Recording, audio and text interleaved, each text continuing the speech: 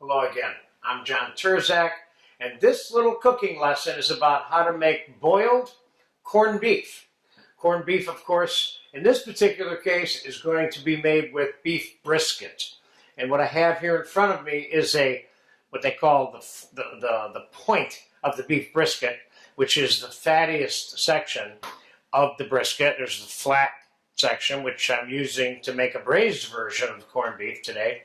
But I use the point end of the corned beef for the boiled version because it has so much more fat in it, and the way in which it's being cooked, it'll render a little bit more than the fat, even though I'm still going to trim the fat out, whatever it is that's left, when it's cold and before I reheat it to serve it. But that's the part we're going to use for the boil. Now, I'm going to use a cup. I've got a hot pan back here. I'm going to use a cup of pickling spice. And keep in mind that one of the things I did was I washed this off after I took it out of the brine-enclosed cryovac package because I want to get any excess salt off of it, because I'm going to want to use some of this boiling liquid for moistening the carrots and potatoes and cabbage that we're going to cook a little bit later on. So let's get the corned beef in there, and let's get it covered up with the cold water. You may have to replenish the water over the course of the time that it's being cooked, because we're looking at 3 to 4 hours, something like that. We're going to put that cup of pickling spice in there, and we're going to put a lid on it, and I'm going to start it out on high, and then I'm going to get it at a good strong simmer and have the top of the thing crack just a little bit so I can get some evaporation in there. And I will go in and rotate that over the course of that 3 to 4, could even be 4.5 to 5 hours, depending on how fast I cook it. Over that period of time, I'll rotate it a couple times too. So we'll be back when it's getting closer to being done, when I can take some of that juice to braise the cabbage, and we're going to have a pan we're going to set up for braising cabbage, potatoes, and carrots to go with this. So I'll see you in about 3 to 4 hours. Okay, the corned beef cooked for 5 hours, and it's ready. It's tender. We're going to take it off the stove. There is the hot pot, which you can't see in, but I can, and we're going to pull this piece of corned beef out of here, like so. There we go. Now, to complete the package of this traditional corned beef and cabbage dish, I have a couple of things here. I have a pan with cut up red skin potatoes with the skin on, peeled sliced parsnips, peeled sliced carrots, and some wedges of Spanish onion. And I'm going to add the cabbage to this pan along with some of that juice from the boiling process with the corned beef.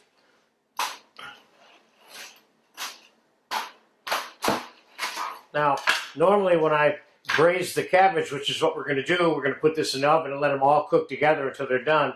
I would keep this stem on the cabbage during this stage while it's cooking, because it'll hold the wedges together for you. And then near the end of the cooking process, then we'll cut those, what I would call mainly inedible stems, off then. But that way we can keep the wedge looking like a wedge of cabbage right up until the time it gets on somebody's dinner plate, which is good. Then it looks like cabbage instead of pieces of cabbage. So let's get some of the broth, minus the fat, and kind of scooping around that fat there. We don't need goo gobs of this, but we need, I don't know, couple of cups, enough to keep this moist. We're going to seal this pan with plastic wrap and aluminum foil. And then this juice that I'm putting in here, ultimately we will put with the sliced corned beef. Now, keep in mind that this juice right here cannot really be reduced like any normal braising liquid would, and then made into a sauce, because the saline and salt from the curing process of the corned beef has made the juice too salty when it reduces down to a certain point. But what you can do is you can reduce that juice down to the point where the salt level is acceptable. You would be then concentrating the flavor of the boiled beef into less volume of juice. So you can do that. So here's what I'm going to do. I'm going to pour, a cup and a half, about a cup of melted butter over this. We're going to put a little bit of garlic on here. We're going to put a little bit of pepper.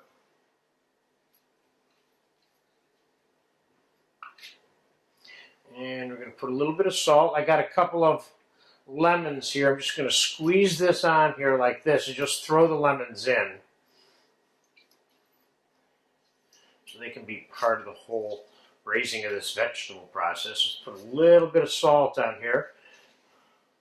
I want to be careful with the salt in this at this point. Just for fun, and this is purely an option for you, I'm going to throw a little bit of dried basil and dried oregano on here, so we got a little bit of herb as part of the content here of the cooking.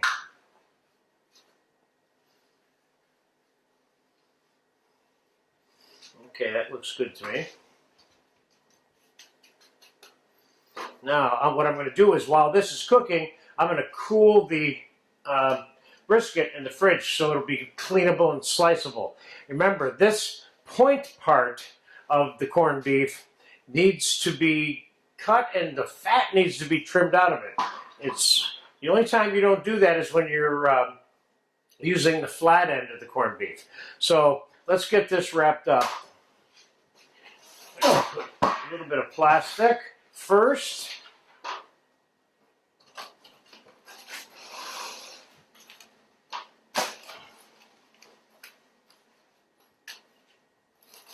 And then some foil on it.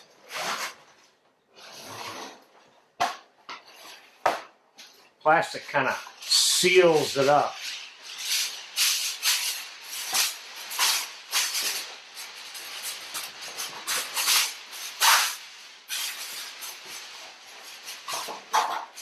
I'm going to put this in a 350 to 400 degree oven and bake it until the cabbage is tender enough to eat. When the cabbage is tender enough to eat, everything else in that pan will be cooked enough. You will see a little later when we pull it out and assemble one of these corned beef and cabbages on a plate for you. So, in the oven it goes, and that's going to take an hour and a half, something like that. So I'll see you in about an hour and a half. All right, the boiled corned beef is cooled enough to cut. I put it in the freezer. It's been in there for about an hour and a half. But the braised cabbage and stuff is not quite done yet. So we're going to first we're going to talk and quick show you how to trim the point part of the corned beef. Now this started out as 6 pounds. It ain't even close to that now, and by the time we get the fat off of this, which is what the first thing I recommend that you do, looks good. A little bit of fat is okay left on, but I wouldn't leave very much on. People have a tendency to not like that. Okay, now I have a couple of uses I'm going to use this corned beef for. Let me see. Fat, we've got a little bit of fat here. Let's get that off. Then, of course, I trim fat off the slices too. Now, you see how the grain is on here? It's all going like this. So what we want to do is we want to cut across that way, okay? So why don't we cut a couple of slices off.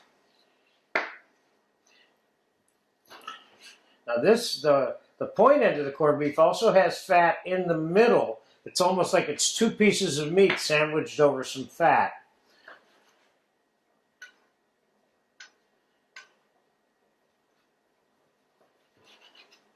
Yeah, it's still a teeny weeny bit warm, but trimming the fat off. I'm putting it here right on a meal plate. And we'll use this when we put together our final plate with the braised veg.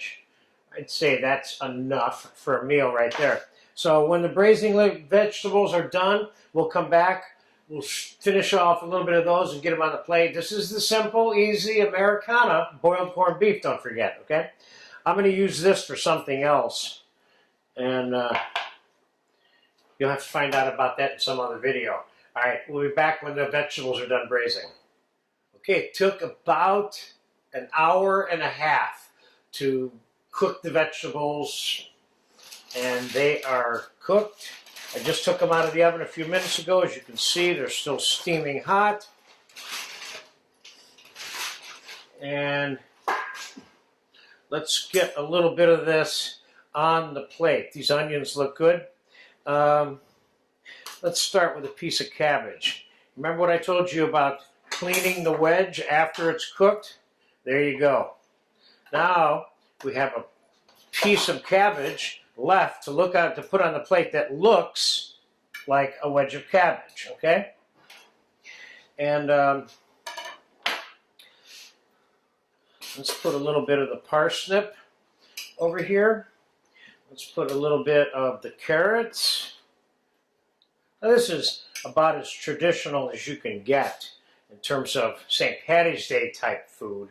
And I got put a couple of potatoes here. Could you use parsley potatoes? Yeah. Many times in different environments where I've worked and made this kind of food for St. Patty's Day especially, I would cook the vegetables separately, different kinds. You can make parsley potatoes and you can make a different kind of carrot.